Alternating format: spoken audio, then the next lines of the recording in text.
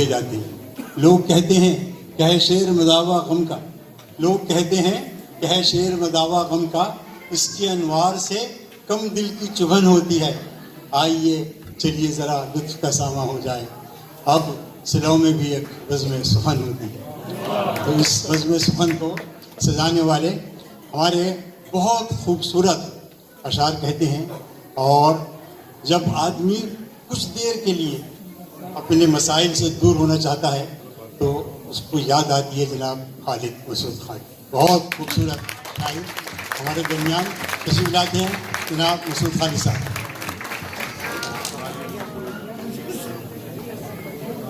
بسم اللہ الرحمن الرحیم.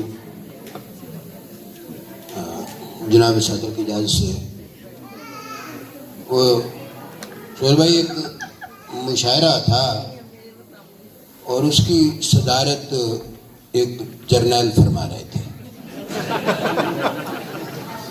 مطلب جب جرنیل کو کوئی صدارت نہ ملے تو وہ مشاعرے کی صدارت اڑا لیتا ہے. وہ فارسی میں کہتے ہیں کہ گندم نہ کر بام رسد بھوسا غنیمت است. گندم نہ ملے تو بھوسا ہی صحیح.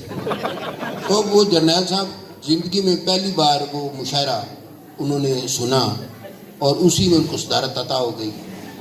تو سامعین تھے ماشاءاللہ، جیسے یہ سامعین ہیں صاحب ذوق ہیں، داد دے رہے تھے تو سامعین نے مقرر کہا. تو اب جنرل صاحب کو بالکل سمجھنا ہے کہ مقرر کیا ہے. تو انہوں نے اسٹیج سیکرٹری سے پوچھا کہ یہ مقرر کیا کہتے ہیں. اس نے کہتے ہیں کہ دوبارہ پڑھیں. انہوں نے مائک پکڑا اور کہا کہ یہ جو شاعر ہیں یہ آپ کے باپ کے نوکر نہیں ہیں.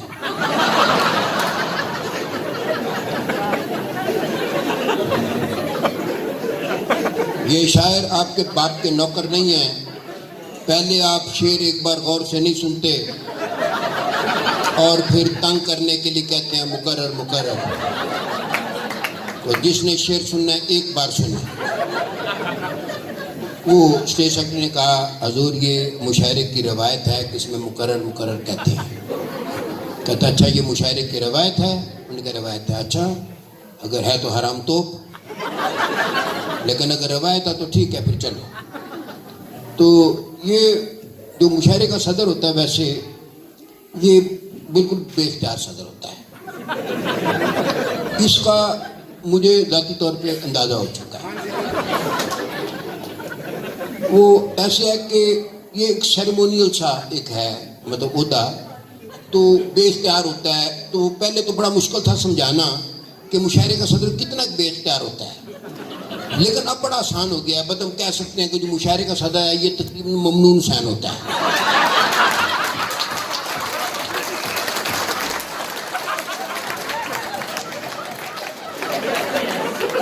لیکن مشاعرے کا صدر بہرحال اس کو ممنون حسین پہ ایک فوقیت ضرور ہے کہ ممنون حسین کو صرف 23 مارچ اور 14 اگست کو دھوپ لگوائی جاتی ہے، جبکہ مشاعرے کا صدر کوئی 10 12 15 بار جو ہے سال میں یہ صدارت کر لیتا ہے. وہ ایک بار ساہیوال میں مشاعرہ تھا تو اور قیت الرجال کا یہ عالم تھا کہ صدارت مجھے مل گئی.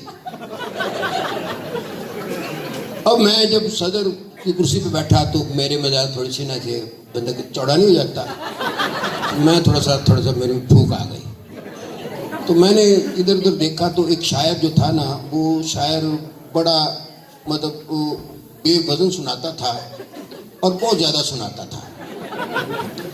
تو میں نے یہ سوچا، میں نے کہا یار اگر اس نے آج مگر مجھ سے پوچھا نا کہ جناب صدر اجازت ہے، تو میں نے کہا نہیں. اچھا مشاعرے کی 450 سالہ جو تاریخ ہے اس میں ایسا کبھی نہیں ہوا کہ کسی نے کہا جناب صدر اجازت ہے اور صدر نے کہا کہ نہیں. لیکن بہرحال یہ روایت ہے، کوئی قانون قدرت تو نہیں تھا. تو میں نے کہا آج نہ کرتے ہیں. وہ آیا آگے کہتا ہے جناب صدر اجازت ہے، میں کہا نہیں. اس نے جی میری کوئی بات نہیں سنی، سنانا شروع کر دیا. اچھا ایک تو مجھے اس دن اندازہ ہوا. اور دوسرا واقعہ بڑا مزیدار ہوا. میں مشاعرہ تھا ادھر اوسلو میں، تو وہاں بھی صدارت مجھے مل گئی. انہوں نے کہا پتہ انہوں نے صدارت اصل میں دی فاصلہ ناپ کے کہ کون دور سے آیا ہے. میں پاکستان سے آیا تو صدارت مجھے مل گئی. وہاں ایک قریبی ساتھ والے ملک سے ایک شاعر آئے ہوئے تھے، انہوں نے کوئی 12-15 غزلیں سنائیں، 8-7 کوئی اپنا نظمیں سنائیں، کوئی 7-8-10 قطعات سنائے. اور وہ قطعات سنا کے تو پھر کہتے ہیں کہ جناب صدر اگر اجازت ہو تو میں 2-4 غزلیں، 1-2 نظمیں اور 4-5 قطعات اور عرض کروں. اچھا وہ صوفہ تھا اتنا ہی بڑا جس پہ انور صاحب بیٹھے ہوئے نا، تو ساتھ دانش صاحب نہ بیٹھے ہو تو کافی کھلا ہو جاتا ہے صوفہ. تو صوفہ پہ میں اکیلا اس کھلے صوفے پہ بیٹھا ہوا تھا. جب اسے مجھ سے اجازت طلب کی میں نے جوتے اتارے اور میں صوفے پہ چوکڑی مار کے بیٹھ گیا. میں نے کہا جناب میری فلائٹ 4 دن بعد ہے اور مجھے تو کوئی کام نہیں ہے.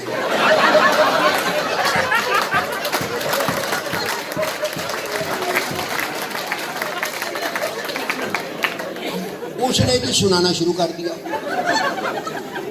مشاعرے کے بعد کہتا ہے وہ جناب صدر دراصل آپ نے وہ طنز تو کیا تھا لیکن میں نے بھی تجاہل عارفانہ سے کام لیا. آپ یقین کریں میں نے اپنی پوری زندگی میں تجاہل عارفانہ کا اس سے بہتر استعمال کبھی نہیں سنا. اچھا یہ جو میں نا 2 نظمیں ہیں، اور ایک پہلی بات تو یہ کہ ان جو دونوں نظمیں ہیں تازہ نظمیں ہیں اور ان کا عنوان کوئی نہیں. تو بس ٹھیک ہے اس کو عنوان کوئی نہیں. آپ بھی سننے کے بعد کہیں گے کہ بہت اچھا کیا اس کو عنوان نہیں رکھا. اور جس طرح وہ فلمیں چلتی تھیں تو ان کے ساتھ لکھا ہوتا ہے کہ اس فلم کے سارے کردار جو ہے وہ فرضی ہیں اور کسی قسم کی مشابہت جو ہے وہ محض اتفاقاً ہوگی. تو اس جو دونوں نظمیں ہیں اس کے کردار بھی فرضی ہیں اور اگر کوئی مشابہت ہے تو وہ محض اتفاقاً ہوگی.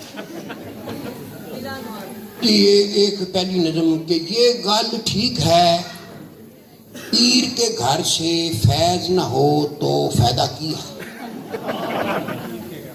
یہ گل ٹھیک ہے پیر کے گھر سے فیض نہ ہو تو فائدہ کی ہے، لیکن یہ بھی ٹھیک ہے آخر فیض کی بھی کوئی حد ہوتی ہے.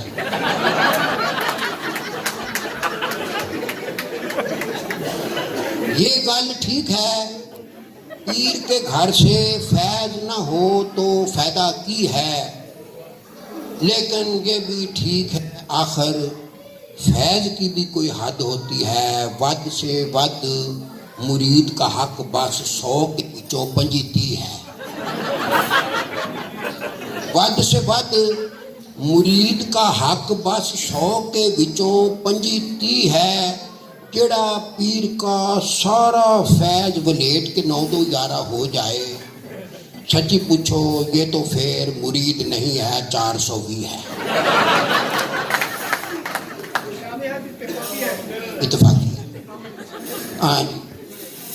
دوسری جو ہے وہ نظم بھی اس کو عنوان کوئی نہیں کہ بڑے اوکھے مسئلے کا مشکل سے ہم نے جو ایک حل نکالا.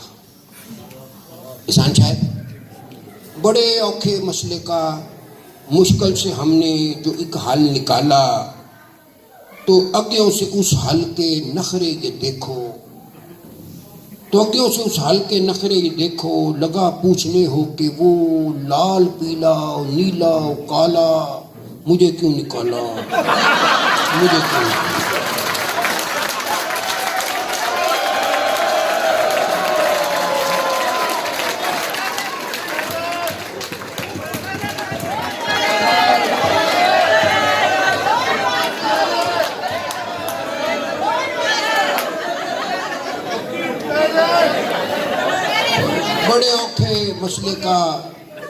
بڑے اوکھے مسئلے کا مشکل سے ہم نے جو ایک حل نکالا، تو اگیوں سے اس حل کے نخرے یہ دیکھو، لگا پوچھنے ہو کہ وہ لال پیلا نیلا کالا مجھے کیوں نکالا، مجھے کیوں نکالا.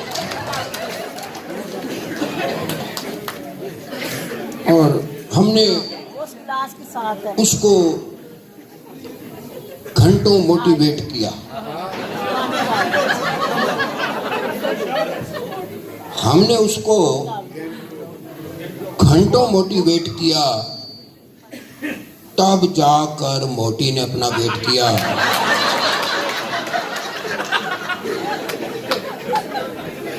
ہم نے اس کو گھنٹوں موٹیویٹ کیا، تب جا کر موٹی نے اپنا ویٹ کیا. میں نے اس نے میرے ابے کو بھول بھلیکھے انڈر ایسٹیمیٹ کیا. اور اس موسم برسات میں دیکھو 7:30 کی ہویا. اس موسم برسات میں دیکھو 7:30 کی ہویا. می برسا تھا آدھا گھنٹہ کوٹھا 2 دن چویا. پلٹ کے دولہا ایسا بھاگا پھر نہیں واپس آیا. صبح سویرے دلہن نے جب اپنے منہ کو دھویا،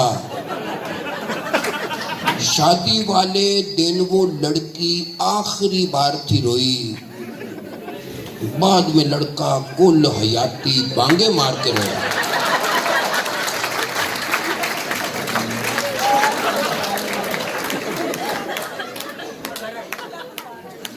انور صاحب نے ایک فرمائش تو نہیں جناب، آپ کا تو حکم ہے میرے لیے، تو گو کہ آپ صدر ہیں لیکن اب پھر بھی آپ کا حکم ہے.